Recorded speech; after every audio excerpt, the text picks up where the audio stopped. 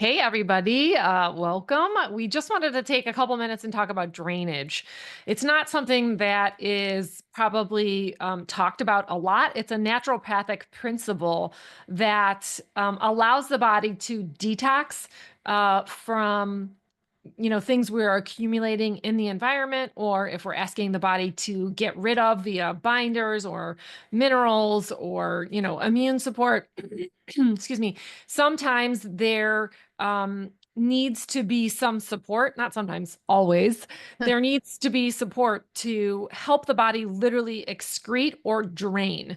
And so we just want to just take a minute and talk about that. So drainage is via many organs. So lymph is probably the most common, is what people think of as drainage. It's a big garbage system basically that's picking up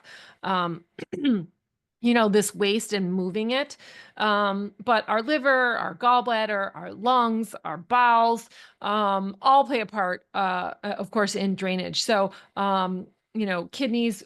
What we wanted to talk about is just the concept of when we're addressing, metals or chemical toxins or, the immune challenges, that we are supporting the body to eliminate,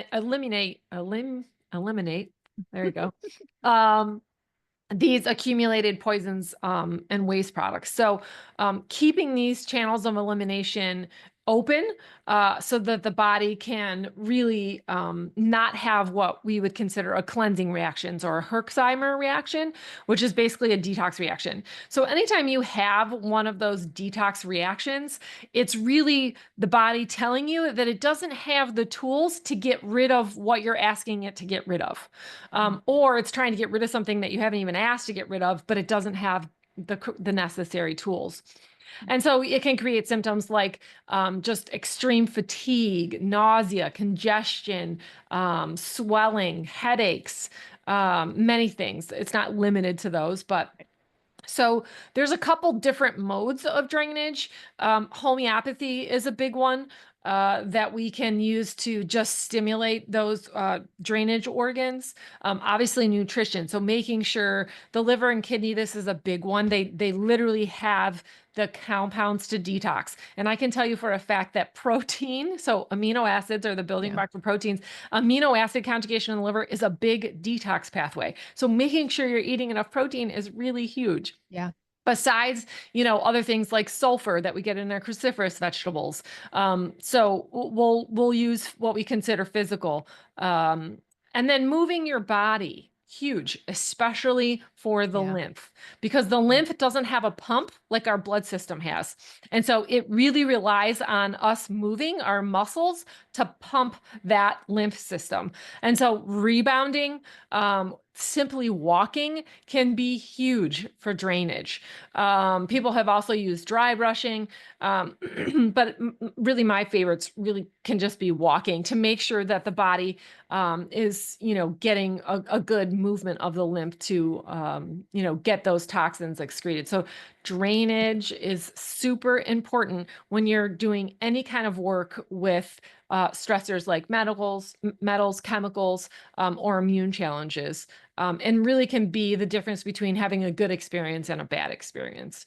So if you have any other questions, Carrie, did you have anything to add? Sorry, I took and ran with that. Sorry. No. It's good. I just think about these are the things that we need every day, right? We're talking about maybe more so focusing on them or maybe just honing in on them if you are going through some, heavier detox. But I think this is actually something, all these things that you mentioned, we should be focusing on them every day because honestly, Yep. yes, there are sometimes we need to focus more on removing something that's there that shouldn't be, but it was really there in the first place because these things weren't focused on.